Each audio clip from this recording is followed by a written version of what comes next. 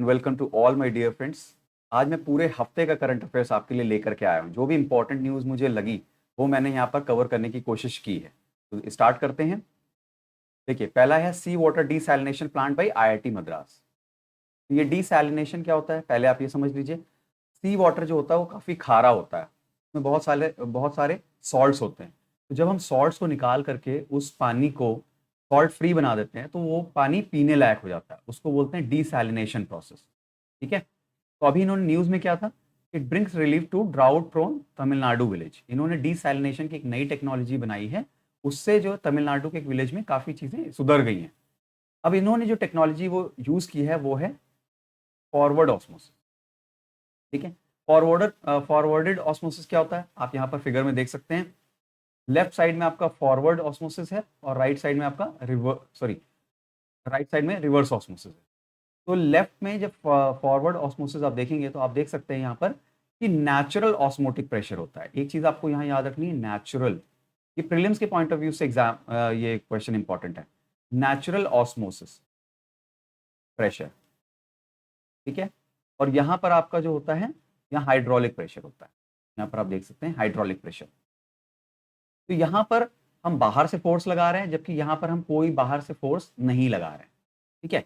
उसके बाद सारी प्रोसेस सेम है कि जैसे इसमें हमने सॉल्ट वाटर डाला तो सॉल्ट वाटर अपने आप ही जो है सॉल्ट ऊपर रह जाएगा और वाटर नीचे चला जाएगा।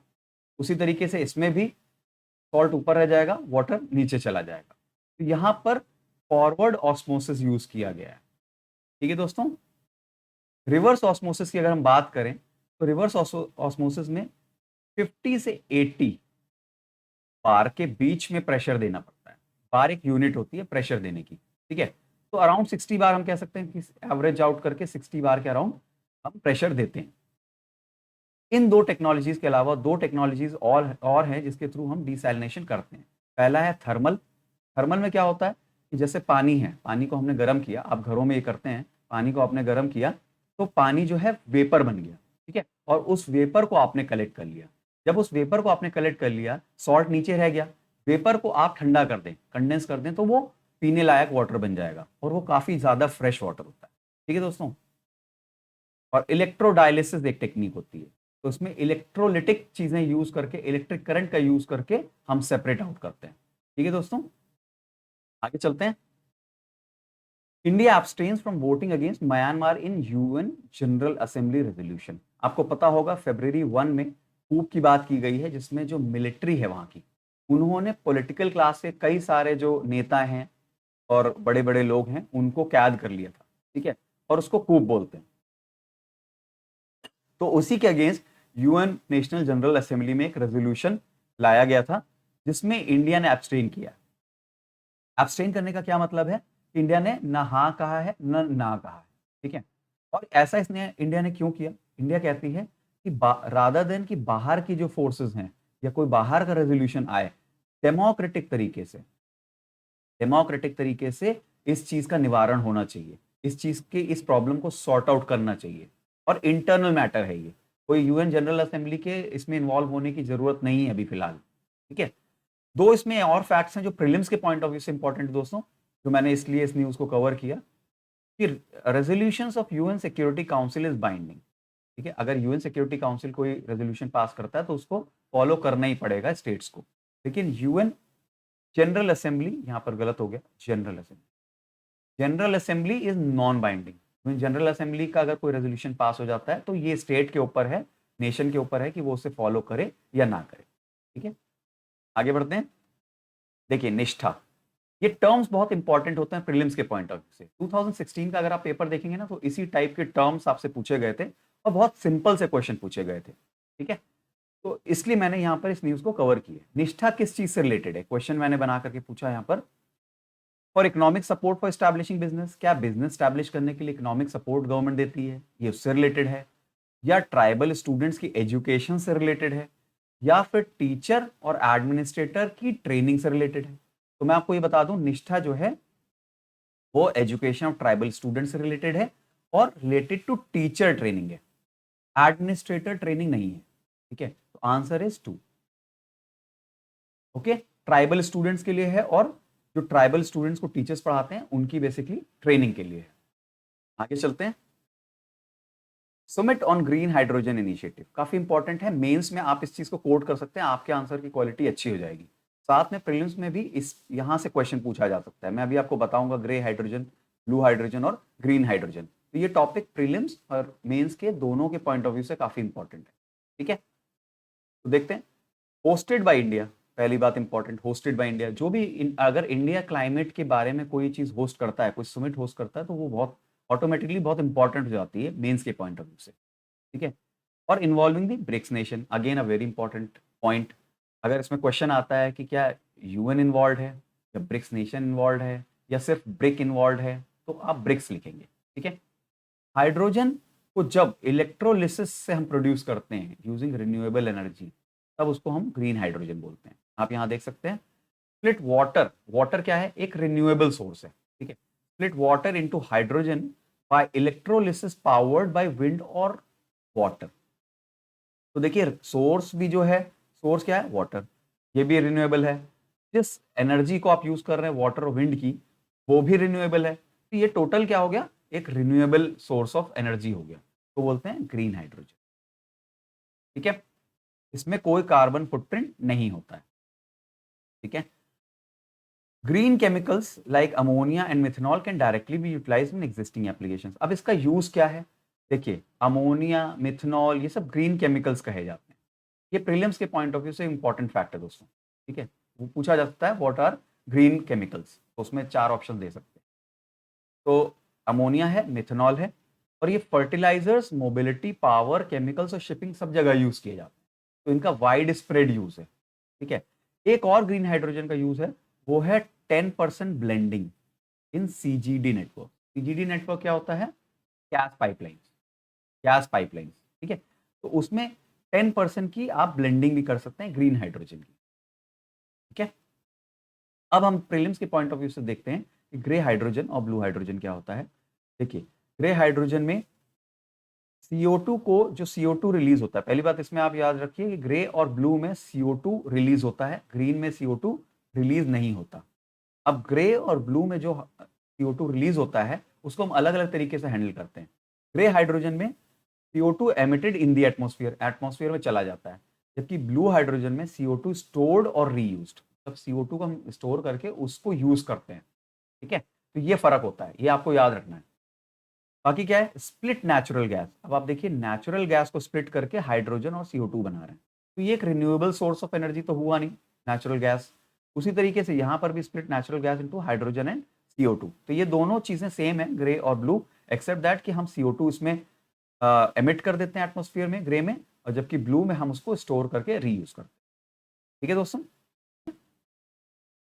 कंज्यूमर प्रोटेक्शन एक्ट 2019, ये आपको याद रखना है। ठीक है, एग्जाम में कई बार पूछा जा सकता है, which of the following statements are true regarding consumer protection. Consumer protection act 2017, consumer protection act 2018, consumer protection act 2019, इस तरह से क्वेश्चन पूछा जा सकता है। ठीक है, फिर कंज्यूमर प्रोटेक्शन एक्ट 2019 में बना था, 2020 में रूल्स बने थे। देखिए एक्ट और रूल्स में क्या फर्क होता है, मैं आपको थोड़ा सा बता देता हूँ। एक्ट जो होता है वो पार्लियामेंट पास करता है। ठीक है, पार्लियामेंट में जब डेलिब्रेशन होकर बिल, जब प्रेसिडेंट का एसेंट पा जाता है, तो उसको हम एक्ट बोलते हैं। लेकिन रूल्स क्या होता है, ये एग्जीक्यूटिव फ्रेम करता है। एग्जीक्यूटिव मतलब जैसे मिनिस्ट्री हो गई, तो उससे रेलेवेंट मिनिस्ट्री है, वो अपने आप ही उसको फ्रेम कर देगी, इसमें पार्लियामेंट का रोल नहीं होता। ठीक है, लेकिन हाँ रूल्स जो हैं विद इन दी कॉन्ड्यूट और with in the domain of act होना चाहिए, उसके आगे उसको, उसकी ज्यूरिसडिक्शन को एक्सीड नहीं करना चाहिए।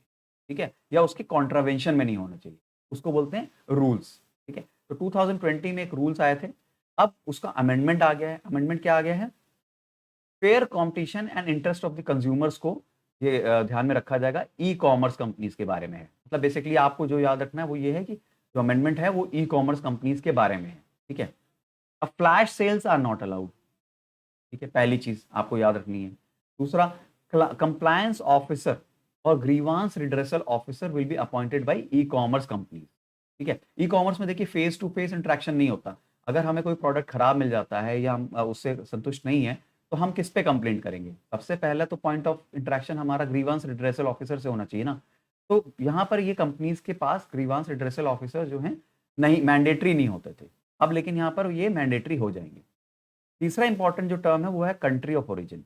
मतलब ई कॉमर्स पे आपको पता है अलग अलग देश से या अलग अलग रीजन से प्रोडक्ट्स आते हैं और वो एक ई मार्केट प्लेस में रहते हैं जहां से आप उसको पिक कर सकते हैं। ठीक है, अब यहाँ पर ये बात हो रही है कि कंट्री ऑफ ओरिजिन की वो चाइनीज है या वो थाईलैंड का है या कहीं यूएस का है, वो country of origin e commerce platform को बताना पड़ेगा, उस प्रोडक्ट के साथ उसमें लिखना पड़ेगा कि ये चाइनीज प्रोडक्ट है या फिर कोई कहीं और का है। कई लोग अमेज़न वगैरह इसमें लिखते भी हैं, लेकिन प्रॉब्लम ये है कि अभी तक ये मैंडेटरी नहीं था, वॉलंटरी था। तो कुछ लोग लिखते थे, कुछ लोग नहीं लिखते थे। ठीक है दोस्तों, चलते हैं। देखिए, ये बहुत इंपॉर्टेंट है प्रीलिम्स के पॉइंट ऑफ व्यू से, बहुत ज़्यादा इंपॉर्टेंट है क्योंकि आजकल ना रिन्यूएबल एनर्जी पे बहुत ज़्यादा फोकस है गवर्नमेंट का। तो आईसीएआर ने अभी आइडेंटिफाई किया कसावा। कसावा एक प्रोडक्ट है as a raw material for bio ethanol production. बहुत इंपॉर्टेंट है बायो इथेनॉल। अभी हम सबको पता है कि बायो इथेनॉल की कितनी ज़्यादा बात हो रही है। हम अभी देखेंगे कि बायो इथेनॉल होता क्या है, लेकिन अभी आप इसको याद कर लें कि cassava as a raw material for bio ethanol production. Ethanol कैसे बनता है? देखिए, fermentation of sugars by yeast, पहला तो ये हो गया। दूसरा, petrochemical process such as ethylene hydration. तो आप याद रखिए, पहला तो fermentation of sugar by yeast, ठीक है, और दूसरा इथिलीन हाइड्रेशन। ठीक है, जैसे बियर बनती है वैसे ही ये इथेनॉल बनता है, इसी को बोलते हैं हम फर्मेंटेशन। इसका मेडिकल एप्लीकेशंस में यूज है, जैसे एंटीसेप्टिक और डिसइंफेक्टेंट की तरह आप यूज कर सकते हैं। आप सभी को पता होगा कोविड में तो ये कहा ही गया है कि 70% जहां पर अल्कोहल हो वो वाला आप स्प्रे लें। ठीक है, तो इसकी एंटीसेप्टिक और डिसइंफेक्टेंट प्रॉपर्टी है इसलिए। ठीक है, it is used as a chemical solvent and synthesis of organic compounds. Again, very important fact from the prelims point of view, not from the mains point of view, but prelims. और fuel source तो है ही, जैसे अभी हमने देखा बायोथेनॉल के। ठीक है, फ्यूल सोर्स भी है। अब ये सोर्स फ्यूल सोर्स की तरह कैसे बिहेव करता है, ठीक है, और ये क्यों अच्छा है एज अ फ्यूल सोर्स? जैसे अभी पेट्रोल डीजल ये सारी चीजें ना, तो उसमें बात हो रही है कि हम कुछ एथनॉल मिक्स कर दें ताकि इन्वायरमेंट पोल्यूशन कम हो जाए। अब हम देखेंगे कैसे। इथेनॉल मॉलिक्यूल कंटेन्स ऑक्सीजन, याद रखिएगा इथेनॉल में ऑक्सीजन होता है। It allows the engine to more completely combust the fuel. देखिए, जब भी आपके कार में पेट्रोल या डीजल फ्यूल पड़ता है, तो जब आप अपनी कार को रन करते हैं तो वो कंबस्टेबल होता है, ठीक है, कंबस्ट होता है, लेकिन वो पूरी तरह से कंबस्ट नहीं होता। ठीक है, किसी भी फ्यूल को कंबस्ट करने के लिए सबसे इंपॉर्टेंट कंपोनेंट होता है ऑक्सीजन। अगर ऑक्सीजन सही मात्रा में मिल जाए तो कंबस्टेबल पूरी तरीके से हो जाता है। ठीक है, तो इथेनॉल मॉलिक्यूल में ऑक्सीजन होता है, जिसकी वजह से फ्यूल जो आप डाल रहे हैं, पेट्रोल जो डाल रहे हैं, वो कंप्लीटली कंबस्टेबल हो जाता है, resulting in fewer emissions and thereby reducing the occurrence of environmental pollution. अगर कोई चीज फुली कंबस्टेबल हो जाती है तो वो इन्वायरमेंटली बिनाइन हो जाती है, पोल्यूशन कम हो जाता है। अब इथेनॉल का प्रोडक्शन कहां से होता है? From plants that harness the power of the sun. Plants क्या होता है? सन की एनर्जी लेकर के फोटोसिंथेसिस वगैरह करके अपना प्रोडक्ट बनाते हैं। ठीक है, अगर आप उससे इथेनॉल प्रोडक्शन कर सकते हैं तो वो क्या होगा? रिन्यूएबल एनर्जी है, क्योंकि sun is a renewable source of energy. अब इंडिया में देखते हैं कि पॉलिसी क्या है। ये भी बहुत इंपॉर्टेंट है प्रीलिम्स के पॉइंट ऑफ व्यू से। पहला है फर्स्ट जनरेशन बायो इथेनॉल और बायोडीजल। ठीक है, first generation bioethanol and biodiesel. Second generation municipal solid waste. Municipal solid waste याद रखिएगा। थर्ड जनरेशन में बायोफ्यूल्स, बायो सीएनजी एटसेट्रा। तो ये तीनों आपको जनरेशन पता होनी चाहिए। फर्स्ट जनरेशन में बायोथेनॉल एंड बायोडीजल, ठीक है, सेकेंड जनरेशन में municipal solid waste, third generation में बायोफ्यूल्स एंड बायो सीएनजी। ठीक है दोस्तों, 2018 में गवर्नमेंट ने एक और स्टेप लिया था। इन्होंने कहा था कि फूड ग्रेन्स, देखिए ये मेंस के पॉइंट ऑफ व्यू से इंपॉर्टेंट है, अभी आपको बता देता हूं, this is from important from mains point of view. इसमें क्वेश्चन ऐसे बन सकता है, is the government policy of allowing food grains for ethanol production is right in the context of India where so many people are hungry? Comment, इस तरह का question आपसे पूछा जा सकता है। तो यहां पर आप देखिए कि फैक्ट क्या है। 2018 में सेंट्रल गवर्नमेंट ने ये कहा था कि फूड ग्रेन्स जैसे मेज, ज्वार, बाजरा, फ्रूट और वेजिटेबल वेस्ट से भी हम इथेनॉल जनरेट करेंगे। तो वेजिटेबल वेस्ट तो ठीक है कि भाई वेस्ट हो रही कोई चीज़, टमाटर खराब हो गया तो आप उससे प्रोडक्शन कर देंगे, लेकिन मेज़, ज्वार, बाजरा इनसे आप प्रोड्यूस करेंगे तो लोग फिर खाएँगे क्या? तो ये बेसिकली पॉइंट ऑफ कंटेंशन है, ये चीज़ आपको मेंस के आंसर में मेंशन करनी होगी। आगे चलते हैं। 2020 में इंडिया के कुछ टारगेट्स थे बायोइथेनॉल को लेकर के, 10% ethanol blending in petrol by 2022। मतलब पेट्रोल जितना भी आ रहा है उसमें 10% जो है इथेनॉल पड़ा होगा, और डीजल में 2030 तक 10% हम डाल देंगे। ठीक है, इसीलिए डीजल को कहा जाता है कि मोर पोल्यूटिंग फ्यूल है, पेट्रोल से ज्यादा पोल्यूटिंग डीजल होता है। ठीक है, अभी इंडिया में 8.5% of ethanol is blended with petrol. 10 का टारगेट है हमारा, 8.5 हमने अचीव कर लिया है।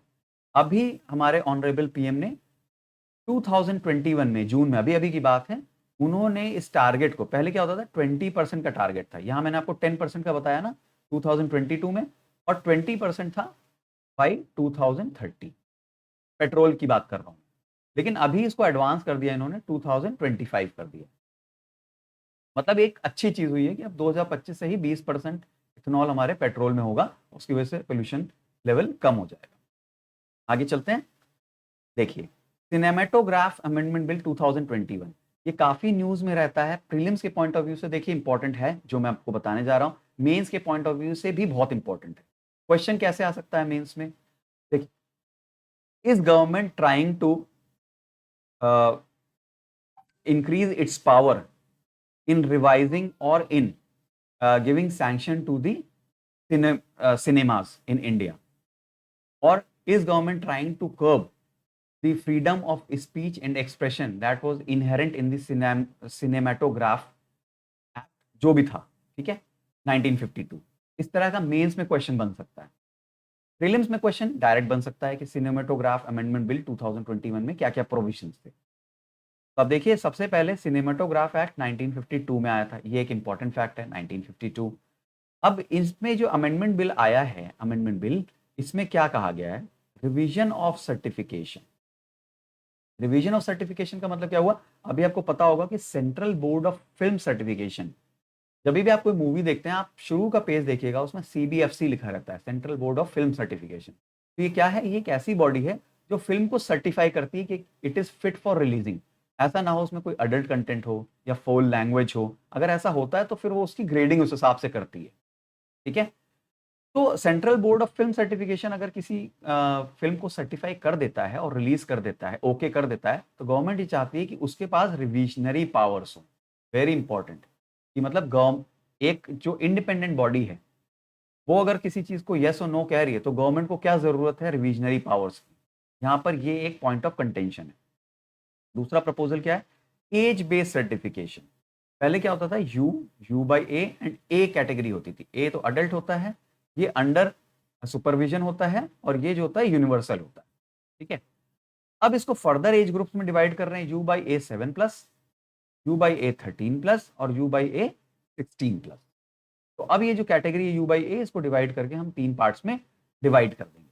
ठीक है, प्रोविजन अगेंस्ट पायरेसी। इंडिया में पायरेसी के अगेंस्ट प्रोविजंस तो हैं, लेकिन उसका इन्फोर्समेंट अच्छा नहीं है, क्योंकि इतना ज्यादा कोई उसमें जेल का टर्म, ये बहुत ज्यादा हेफ्टी फाइन्स नहीं है। तो यहाँ पर इन्होंने क्या किया हुआ है कि इम्प्रिजनमेंट भी हो सकता है और फाइन भी हो सकता है। तो इस प्रोविजन को बढ़ाने से क्या होगा? पायरेसी इंडिया में कम होगी, लोग डरेंगे। ऑब्वियसली इसको बोलते हैं डिटरेंट मैकेनिज्म, डिटरेंट।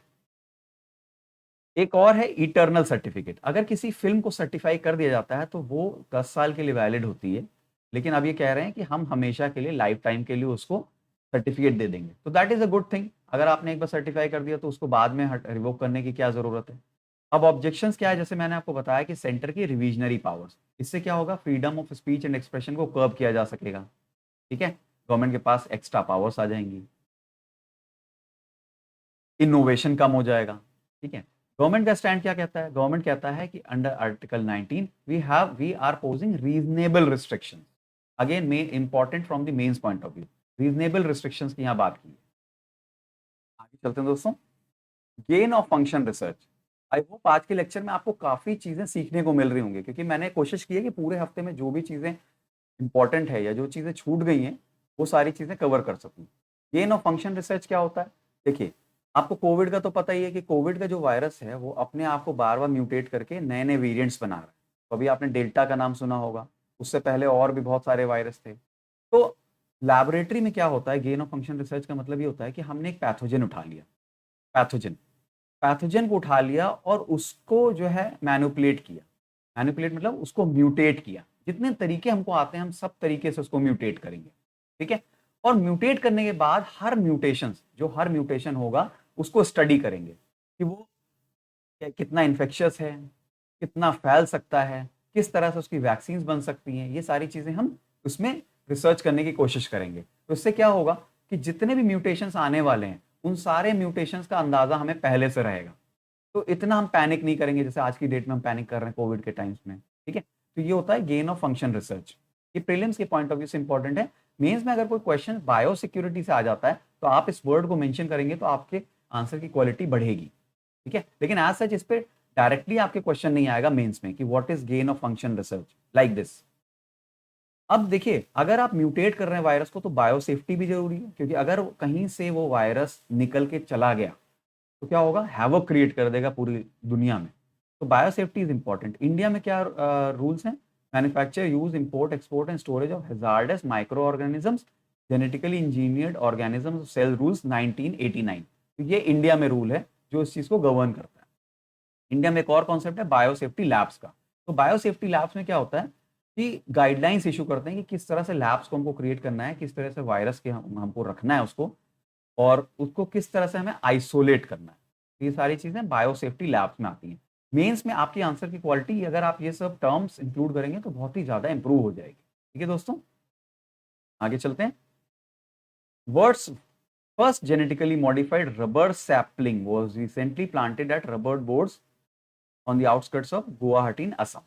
लोकेशन आपको ऐसा याद करने की जरूरत नहीं है, लेकिन वर्ड्स का फर्स्ट, दुनिया का पहला जेनेटिकली मॉडिफाइड रबर सैपलिंग वो इंडिया में गुवाहाटी और असम में आया है, ठीक है, लगाया गया। और इसको किसने डेवलप किया है, Kerala based rubber research institute of India. ये फैक्ट आपको याद होना चाहिए कि पहली बात तो वर्ड का फर्स्ट है ये और इंडिया में लगाया गया है, दूसरा किसने इसको डेवलप किया है। इसमें जीन कौन सा है, एम एन सॉड। जीएम का मतलब क्या होता है, जेनेटिकली मॉडिफाइड। जेनेटिकली मॉडिफाइड का मतलब ये होता है जैसे मान लीजिए ये एक कोई स्पीशी है, ठीक है? इसके कुछ जीन्स हैं। अब यहां पर मैंने क्या किया कि दूसरी किसी स्पीशी से उठाया जीन उसका और यहाँ इंसर्ट कर दिया, इसको बोलते हैं जेनेटिकली मॉडिफाइड, ठीक है। तो इसमें जीन एम एन सॉड को इंसर्ट किया गया है। ये क्या होता है, manganese containing superoxide dismutase. इसको क्यों इंक्लूड किया गया है, कोई पर्पस तो होगा। पर्पस ये है, सीवियर कोल्ड सीजन में रबर प्लांटेशन उतना अच्छा नहीं होता। तो पता होगा रबर प्लांटेशन कोल्ड रीजन में नहीं होते, ठीक है। तो उस चीज को खत्म करने के लिए ये एक जीन प्रोड्यूस किया गया है ताकि वो कोल्ड रेजिस्टेंट हो जाए। तो ये प्रीलिम्स के पॉइंट ऑफ व्यू से दोस्तों बहुत इंपॉर्टेंट क्वेश्चन। आगे चलते हैं। देखिए, tax inspector without border, again prelims के पॉइंट ऑफ व्यू से एक इंपॉर्टेंट कॉन्सेप्ट। इसका शॉर्ट फॉर्म है TIWB। ये है क्या चीज, टैक्स इंस्पेक्टर। ये भूटान और इंडिया के बीच में है। भूटान और इंडिया, ये याद रखना है प्रीलिम्स के पॉइंट ऑफ व्यू से। क्वेश्चन आ सकता है Bhutan and India, India and Sri Lanka, Malaysia and Bhutan, इस तरह से क्वेश्चन आ सकता है, ठीक है। और एजीज ऑफ यूएनसीडी एंड यूएनडीपी, मतलब इसके मोटिवेशन से ये टैक्स इंस्पेक्टर वाला ये बनाया गया है, ठीक है। इन्होंने कुछ गाइडलाइंस इशू की थी, उनके बेसिस पे ये बनाया गया। तो ये प्रीलिम्स के पॉइंट ऑफ व्यू से है, मेंस के पॉइंट ऑफ व्यू से इंपॉर्टेंट टॉपिक नहीं। आगे चलते हैं। देखिए, NAFED fortified rice brand oil आया है, इसका लॉन्च किया गया।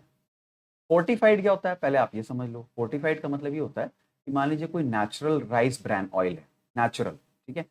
उसमें मैंने vitamin A, vitamin B, vitamin C डाल दिया, हो जाएगा फोर्टिफाइड, ठीक है। ऊपर से उसमें विटामिन वगैरह डालना या मिनरल्स डालना, उसको बोलते हैं फोर्टिफिकेशन, ठीक है। अब ये क्यों किया गया है, इसकी क्वालिटी क्या है, lowering cholesterol level. Cholesterol is a bad thing for body, ये आप सबको पता होगा। प्रीलिम्स के पॉइंट ऑफ व्यू से जो इंपॉर्टेंट है, इसलिए मैंने इस टॉपिक को इंक्लूड किया, वो है low trans fat content. Trans fat, trans fat एक बुरी चीज होती है, वो कम होनी चाहिए। और मोनो अनसैचुरेटेड और पॉली अनसैचुरेटेड फैट कंटेंट भी खतरनाक होते हैं बॉडी के लिए। तो एक तो लो ट्रांस फैट, दूसरा mono unsaturated and poly unsaturated fats जो होते हैं वो काफी हार्मफुल होते हैं बॉडी के लिए। तो अगर एग्जाम में आ जाता है which of the following fats are dangerous for the body, monounsaturated, polyunsaturated, saturated, तो you can mention monounsaturated and polyunsaturated. ठीक है, I think I have told you the reverse thing. High monounsaturated और polyunsaturated fat content अच्छा होता है। ठीक है, अगर आपका मोनो सैचुरेशन ज्यादा है या पॉली अनसैचुरेशन ज्यादा है तो ये एक अच्छी बात है। ठीक है, लेकिन ट्रांस फैट आपका कम होना चाहिए। सॉरी दोस्तों, ये थोड़ा सा मेरी तरफ से मिस्टेक हो गया, लेकिन I am correcting it. It also acts as a booster and reduces the risk of cancer. कैसे? विटामिन ई होता है, मैंने आपको अभी बताया ना, फोर्टिफिकेशन में अलग अलग हम मिनरल्स और विटामिन डालते हैं, तो इसमें विटामिन ई डालते हैं। विटामिन ई जो होता है ये कैंसर के रिस्क को कम कर देता है।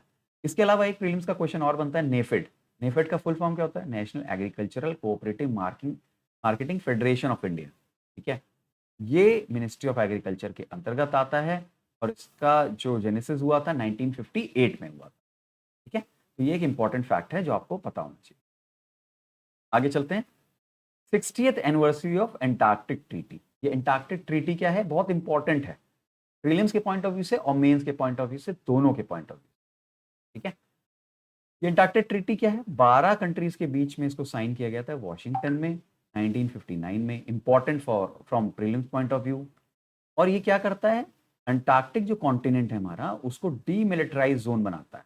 डीमिलिटराइज, ऐसा ना हो कि वहां पर जाकर के लोग अपने सैनिक वगैरह जो है वहां नेवल एक्सरसाइजेस करना शुरू कर दें, वहां पर उनको वो जो रीजन है उस रीजन को कैप्चर कर लें।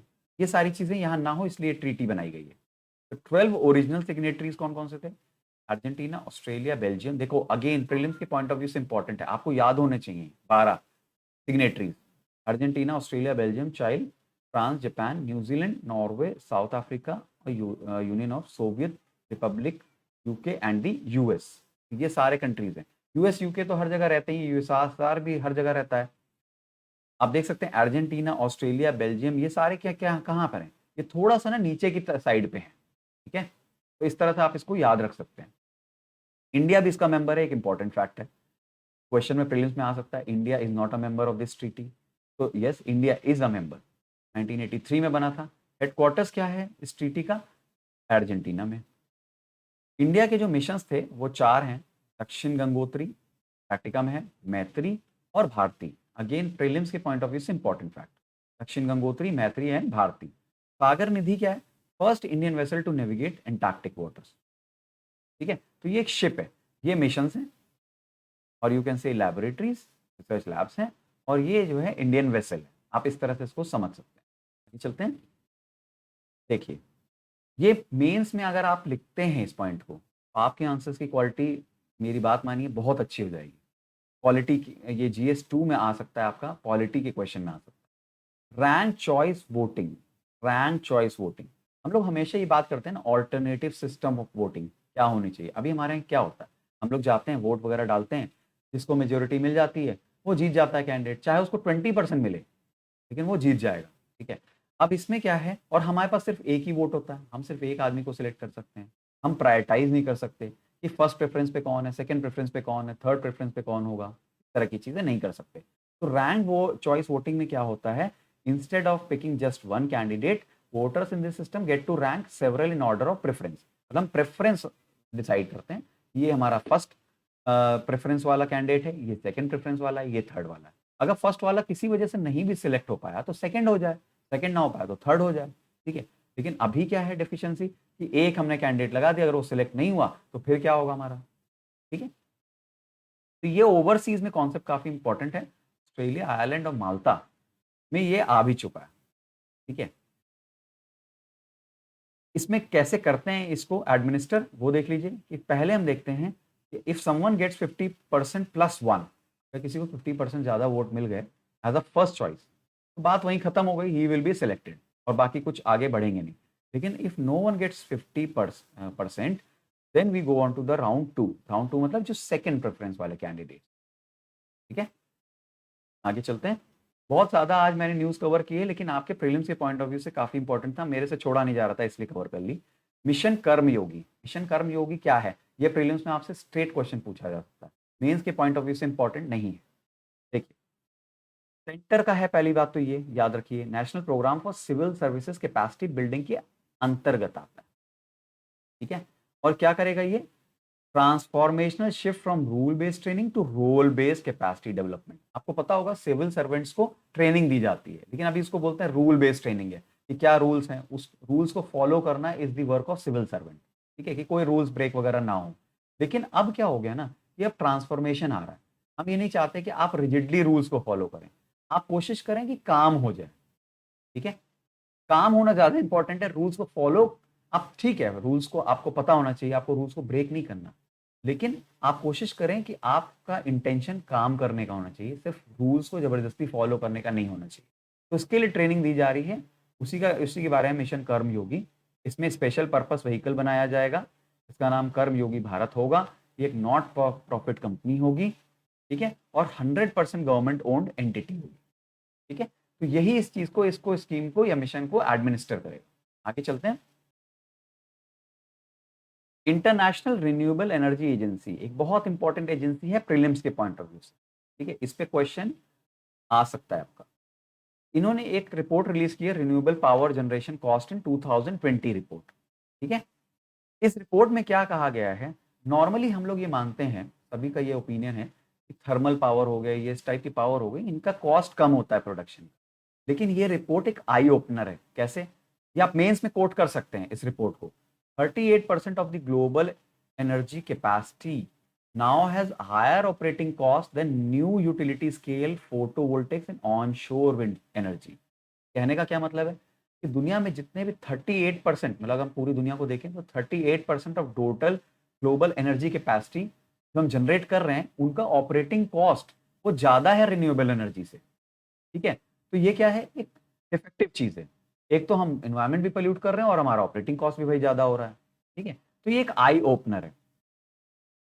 ये क्या कह रहा है कि अगर हमने एक्सपेंसिव कोल पावर को रिन्यूएबल से रिप्लेस कर दिया तो हम $32 बिलियन अ ईयर बचा सकते हैं, $32 billion a year. Friends, it is a huge amount, ठीक है। और एनुअल कार्बन डाइऑक्साइड एमिशंस भी हम कम कर सकते हैं, ये तो ऑब्वियस सी बात है, बाय अराउंड 3 बिलियन टन्स। आप इसको अपने मेंस के आंसर में कोट कर सकते हैं इस रिपोर्ट को। ईयर 2020 में 261 गीगावाट इंस्टॉलेशन हुआ। खैर ये बहुत इंपॉर्टेंट एक चीज नहीं है, लेकिन first two are very important. Prelims के पॉइंट ऑफ व्यू से about international renewable energy agency पूछा जा सकता है। इंटर गवर्नमेंटल ऑर्गेनाइजेशन है, पहली चीज तो। बॉन जर्मनी में इसको फाउंड किया गया था जनवरी 2009 में। सारे इंपॉर्टेंट फैक्ट्स हैं। इसमें 164 मेंबर्स हैं, इंडिया भी इसमें मेंबर है। ये इंपॉर्टेंट है कि इंडिया भी इसका मेंबर है। हेडक्वार्टर्स कहाँ है, Abu Dhabi UAE. Again very important fact. आगे चलते हैं। देखिए, Ramgarh Vishdhari wild life sanctuary India 52nd newest wild life sanctuary. देखिए अभी नया वाइल्ड लाइफ सेंचुरी बना है, तो इसलिए क्वेश्चन आ सकता है। I am not very sure कि प्रीलिम्स के पॉइंट ऑफ व्यू से बहुत ज्यादा इंपॉर्टेंट है कि नहीं, लेकिन फिर भी मुझे लगा कि इसको इंक्लूड करना चाहिए। Ramgarh Vishdhari wild life sanctuary का नाम आप याद रखिए, विषधारी, ठीक है। ये एक टाइगर रिजर्व है, इंडिया का 52nd है और राजस्थान में चौथा है। राजस्थान में पहले तीन कौन कौन से थे, Ranthambore, Sariska and Mukundra tiger reserve, ठीक है। प्रीलिम्स के पॉइंट ऑफ व्यू से बहुत ज्यादा इंपॉर्टेंट नहीं है, लेकिन स्टिल यू शुड नो कि this is a wild life sanctuary and a tiger reserve. बस आपको इतना पता होना चाहिए। आगे चलते हैं। लास्ट टॉपिक है ऑफ द डे, आइनस विक्रांत। क्या है आइनस विक्रांत, बस आपको ये पता होना चाहिए प्रीलिम्स में, India's first indigenous aircraft career.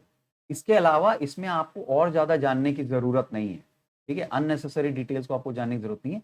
Just you know INS Vikrant is India's first indigenous aircraft carrier. I hope दोस्तों आपको लेक्चर पसंद आया होगा। Please write your things in the comment box. Thank you so much.